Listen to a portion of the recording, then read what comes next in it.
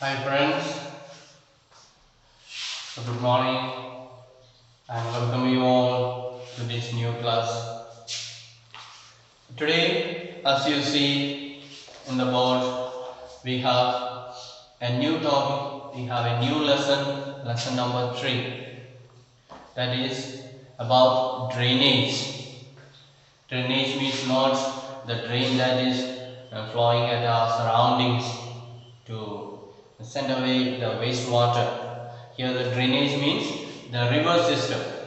The rivers that are flowing in our country, in different parts of the country, in different directions, they are draining the water and finally it will reach the lake, the ocean, the seas and so on. So it is about the river system that we are going to study in this lesson. And we have already studied about different physical features of our country. Yeah, mountains are there, plains are there, peninsula plateaus are there, the mountains, hills, coastal lands, so many things are there, so many physical features are there, and in all these high places we will find rivers flowing. So we will find the rivers in the northern part of India, that is originating mostly from Himalaya, and we will also find rivers originating in this peninsular plateau, that is in the southern part or central part. So we will be studying about all these rivers, how they are draining the water in different parts of the country. So you can take your textbook, lesson number 3, page 17. So the term drainage describes the river system of an area. You can underline. What does the term drainage describe? It is a river system in India. You know how the river is formed. So many small rivers will be coming and joining. No?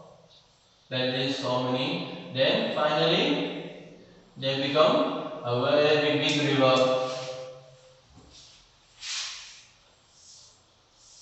It is forming a big river. So there will be so many small rivers will be joining there. So it looks like a tree, is it not? So that is how the rivers, so many small streams will come and join. Finally they will become a big river. And if you look at the map, you will find how the rivers are formed. How many small rivers are coming and joining into the big river. If you look at the river Indus, you will find there are so many rivers are there and they come and join into it. And you will notice that small streams flowing from different directions come together to form the main river, which ultimately drains into a large water body such as lake, sea, ocean and so on. So any big river you take, if you look in the map of India, about any big river you will find there are so many streams coming and join there. Some of these streams will be joined by another small streams. So there may be another small river coming and joining to the big river. And finally where it will reach? The ocean or the sea. So it will reach ocean or the sea. Then the area drained by a single river system is called drainage basin. We can underline that also. What you understand by drainage basin? So an area drained by a single river, that is called area drainage basin. So one area there may be one big river, for example Indus or Ganges or Brahmaputra. In that area only one river is there. It has got so many tributaries are there, all will come and join them. So all that main river and the tributaries called together, it is called a river system. So in the North India, we studied about three main rivers. One is Indus, another one is Ganges or Ganga, another one is Brahmaputra. So three river basins or water drainage basins are there. Three drainage basins are there. Then a closer observation. So if you look or observe very closely, what will you find? You will find that elevated areas such as mountain or upland separate two drainage basins. So always we know the hills are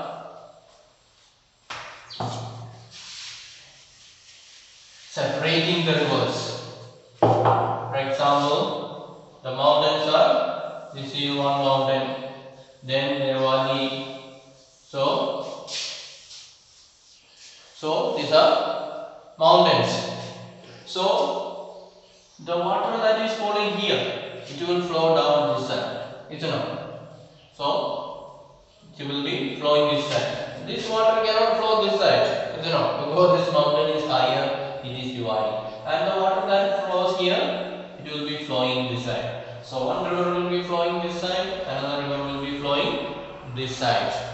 So this is called water divide. So any mountain top or any mountain or any upland that is separating a river from the other, it is called water divide. So water will always flow to the downside. It cannot go. Water will not say, let me climb up to here and see possible or not. It is not possible. It's not. Water will be always flowing downside. So this part or the upland or the highland that is dividing two river basins, that is called water divide. So underline that also. So we learn three terms in this part. One is drainage. What is drainage? Drainage means the river system of an area. The river and its tributaries of one area. That is called drainage. Then what is a drainage basin? So the area that is drained by a single river is called drainage basin. Then water divide. What is water divide? So the upland or the hill or the mountain that separates two drainage basins is called water divide. So this side one river will be flowing, this side another river will be flowing, and this mountain top is dividing them into two.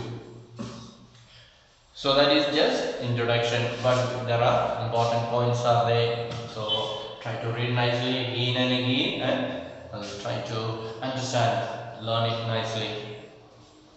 And you can see in your picture also, nicely it is given there. So how water is flowing from top to down, and this high place is called water divide. Then few points are given there, general knowledge. The world's largest drainage basin is of the Nile River, the Egypt. So that's very important. You can underline the world. If you talk about on the whole world or about the whole world, the largest river basin is Nile River, that is in Egypt. So the river Nile, that is very big enough, that is the largest. Then if you come to India, which is the largest river basin in India, so that is what you have to find out. So the largest river basin in India, we can say it is Ganga basin. Ganga basin is the largest in India, but in the world, which is the largest river basin, that is Nile River in Egypt, but in India it is Ganga. Then let us see the drainage system in India. How this drainage system is found in India, or how it is existing, how it is functioning, and so on. So the drainage system of India are mainly controlled by the broad relief features of the subcontinent. So these countries, India and the neighboring countries, they are together called India subcontinent. So these broad relief features, that is the hills are there, mountains are there, plains are there, different topography, deserts, all these. So all these rivers in this subcontinent are controlled by the physical features, mostly the mountains and the valleys and the plain areas and so on. Accordingly, the Indian rivers can be divided into two major groups. So, based on the physical features, we can divide all the Indian rivers into two categories. What are they? One is Himalayan rivers, another one is peninsular rivers. So in the last lesson we learned about Himalaya, how many rivers are originating from Himalaya, and where is peninsular region, peninsular plateau, and how many rivers are flowing there and so on. So we already saw the difference between Himalayan rivers and the peninsular rivers and so on. Yet we will be studying again about these rivers in a little more detailed way. So Himalayan rivers, let us write short form. Himalayan rivers, another one is peninsular rivers. So Himalayan rivers, we already said about three of them: the Indus, the Ganga, and Brahmaputra. These are the three Himalayan rivers, and as they are originating from Himalaya, they are very big rivers and they are flowing very long distance and they are carrying water always. They are having perennial water supply. How do they get water? Himalayan rivers get perennial water supply. It is because of the melting of the snow. In Himalaya mountain, lot of snow is there, and when it is raining season, they will get natural rainwater.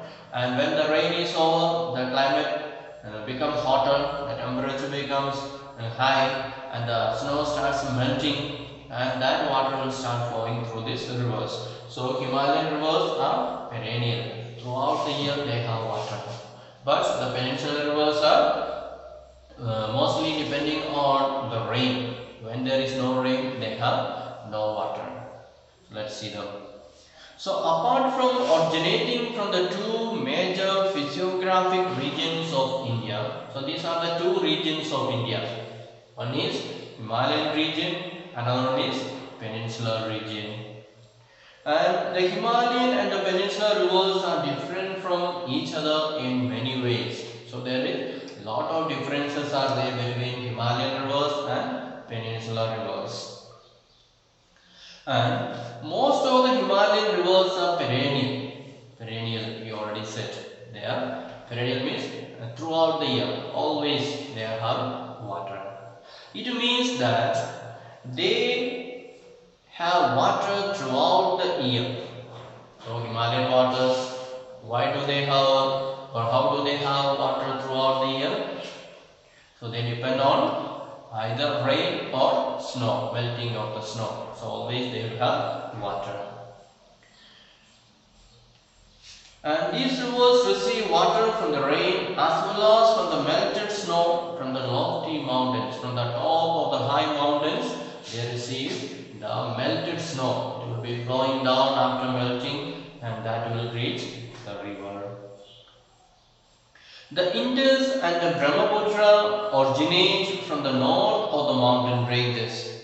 They have cut through the mountains, making gorges. So these two rivers, Indus and Brahmaputra, they are originating from which side of the mountains? From the northern side of the mountains, and they cut through the mountains. Because of the force of the water, they start flowing, and it is making a deep gorge in the mountain.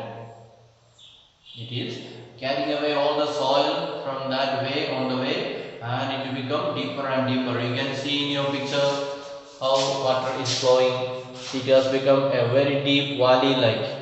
Before it was level and now it has become a very deep valley. It is because of the flowing of the water. So Indus as well as Brahmaputra, they cut through the mountains. So in the beginning mountain may be blocking, but as the water level is increasing or water force is increasing, it is able to push down the soil and flow down, and in the course of time it is creating a very deep gorge, a very deep cut. Then the Himalayan rivers have long courses from the source to the sea. So Himalayan rivers are very long. They have got very long distance because to up to reaching the sea they have to flow. It's not because sea is very far away from Himalayan mountains. Therefore, they have to flow till they reach the sea. Therefore, it becomes long. And they perform intensive erosional activity in their upper courses and carry huge loads of silt and sand. So the Himalayan rivers, they are very long, they are very strong, they have always plenty of water, and therefore what do? They do a lot of erosional activities. They cause a lot of erosion, soil erosion. They carry a lot of soil, sand, silt and so on, and they go and deposit. That is how the northern plain become very fertile, as we already learned in the last class, the last lesson. So they do all that erosional activities, a lot of soil erosion is taken place. In the middle of the lower courses, these rivers form meanders, oxbow lakes and many other depositional features in their course. So as these rivers are flowing, don't think that they are flowing straight. The rivers will always turn to different directions according to the physical feature. As the river is flowing down, let's say your big rock is there. So the river will not flow straight, river will not remove the rock, river will take a different shape, a different route. So like that there may be different places, block may be there, so river will turn in different direction and flow. So as the rivers are flowing, some places they create very beautiful scenery, very beautiful scenery, waterfalls, so many things will be there in the course of a river. And so some places we can say they are making meanders. Meanders means turning. They make a sharp turn. Maybe because some stones, rocks may be there. So they turn a very sharp turn they make. Or some places they make oxbow lakes. They create a lake in the path of river, the flowing river. They make a oxbow lake. What is oxbow lake? It is like a curving one. So it will be like this. It is called oxbow, or it is also called horseshoe. So this is called horseshoe. So this shape they will create a lake. You can see in your picture also in your textbook. In the next page you will find. You can see the river is flowing, and in the way how so many things are created. So in the beginning they start, this is the source, then they come down, this is called upper course, then they reach the middle course, then they create oxbow lake. So how the water remains stagnant there, just like the curving shape, and then they come to the lower course where they will get mingled to the sea or ocean and so on. So these are the features that they create as the river is flowing. So don't just think that river is simply just flowing, but river is flowing in different ways, and it is creating a lot of features on the way. So and they have well developed deltas. So we said the river also create a lot of deltas. What is deltas? We said the river is carrying a lot of sand, soil, silt and so on. So they go and deposit at the mouth of the sea. As they are about to reach the sea, all this mud that they are carrying, it will be deposited there. So that soil is very fertile and the people do extensive cultivation there. So that is called deltas. So that is very important for the farmers to do their cultivation. It produces very good crops and so on. So it is very useful for them. Then a large number of peninsular rivers are seasonal. So now we come to peninsular rivers. They are seasonal. They get water only from one source, that is from the rain. They don't have any snow in the peninsular side for getting melting the water from the snow melt. So they depend only on the rain, and therefore these rivers are seasonal. They will be flowing only in the rainy season, and their flow is dependent on rainfall. Which river is depending on rainfall? Peninsular rivers are depending on rainfall. And during the dry season, even the large rivers have reduced flow of water in their channels. So even the biggest rivers flowing in this peninsular region, when the dry season comes, they also become very low. Their flow is very low, water is very low in them, because for long time they have not received rainfall, therefore the water has become very less. And the peninsular rivers have shorter and shallower courses as compared to their Himalayan parts. So the peninsular part is very close to the sea, therefore they cannot flow very long distance. After flowing few kilometers, already they are near to the sea and will enter into the sea. But the Himalayan mountains are very far away from the sea, therefore till they reach the sea they have to flow and it takes long distance. But for peninsular rivers, they don't have to flow very long. Before that they will reach the sea, and therefore these rivers are not very long and they are very shallow. They are not carrying much water, therefore it is not very deep. The quantity of water is not much there. Then however, some of them originate in the central highlands and flow towards the west.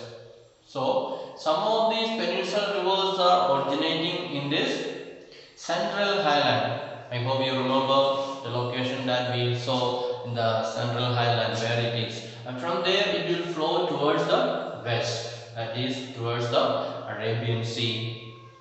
Then can you identify two such large rivers? So you look at the map of India and try to identify two rivers originating from the central highland and flowing into this western part of India.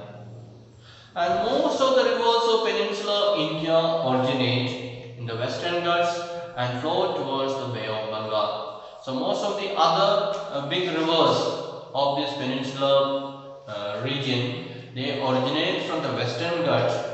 I hope you remember two Ghats, western Ghats and eastern Ghats. So most of these rivers are starting from western Ghat and flowing into the east, that is into the Bay of Bengal. So that is in short. So we will be studying in detail in the coming days about Himalayan rivers and peninsular rivers. So today's is only just an introduction, and we will learn in detail about all these rivers. So today we shall wind up, and we will meet you again in the next class to learn more about these rivers and what are the things we find in the course of this river and so on. So thank you for listening. Have a nice day. Bye.